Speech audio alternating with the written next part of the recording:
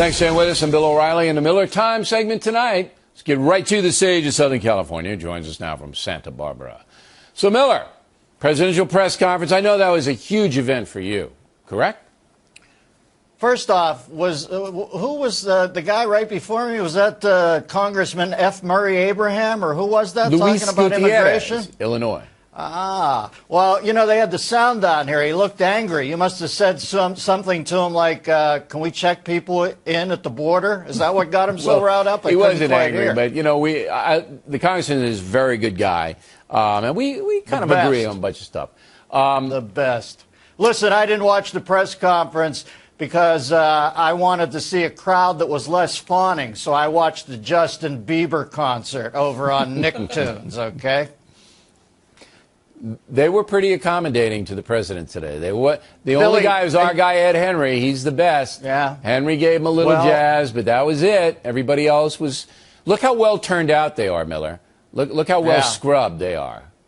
Well, the ones who aren't wearing red are red-faced from embarrassment about how they've rolled for this guy. Ed Henry's about to be gang audited. And I get it. I'm sort of shrugging, too. I feel like Deep Throat in the parking garage talking about Obama. You'll get nothing from me on Haldeman. And you know something? If this country's going to emulate the Grand Duchy of Fenwick in the Peter Sellers film The Mouse That Roared and deliberately dive to the bottom, I'm not going to be the one turning out the lights. I get it. I'll get my mind right, because I'm not going to buddy breathe with John Boehner. You never know when he goes from Lee Marvin to Tammy Faye Boehner and starts sobbing openly. I'm not going to be the last guy stuck with this. I get it. The country's changed. I'm all reporting for duty, sir. All right, now, so you're going to tell me that you, Dennis Miller, are now giving up and are going to get in lockstep with the secular progressives.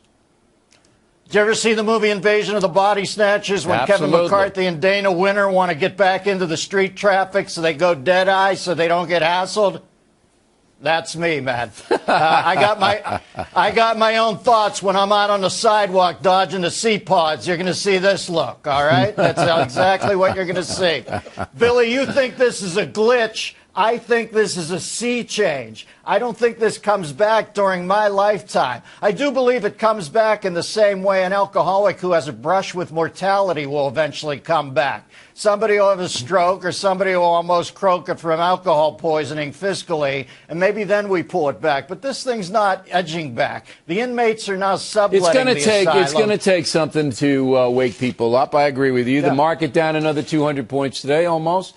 You know, you're seeing the guys who control the currency, the big boys, sending a signal that they're not confident that this is going to be working out for the next 4 years. So that's why I say I wouldn't, throw the old proverbial baby out with the bathwater. Now, I understand the pod people reference, and I'm going to practice my look, too, glassy-eyed look like this.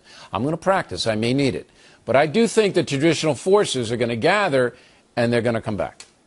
Not for a long time. These are the times that try men's souls but fail to test their mettle. And that Dow Jones goes down, people are ebullient about it. This thing isn't going to fix itself until a check doesn't go out to somebody. And then this country's going to make Greece look like the AAA Pawtucket team, all right? Because over there, when they throw a Molotov cocktail, they throw like kids who are raised in a soccer country. Our kids know how to hit the cutoff, man. And when they get cut off, it's going to hit the fan. It's going to be bad. I was in the L.A. riots, right in the middle of them, and I saw what can happen in America when things get out of control. Firsthand, up close and personal.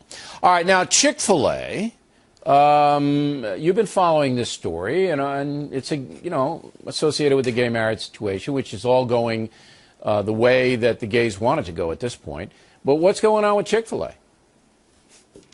Once again, I'm going to feign some intelligence on this, but I could care less. This is what's happened to America. If I want to go out for lunch and munch a piece of clucker, I got to wonder if the guy in the front office is a breast man or a, let's say, a wingman. I'm not going to do it, okay? I'm not going to play the game where I have to worry about Indians calling Victoria's Secret and asking them for an apology because a chick in a headdress came out in a bikini and all they saw was the headdress. If that's where America wants to go, fine. I'm still watching Victoria's Secret shows for bikinis or lingerie to buy my wife. And if we've gone from calling golden hair General Custer to Candace Swanpool, then the whole country is lost at this point. But how do you explain this?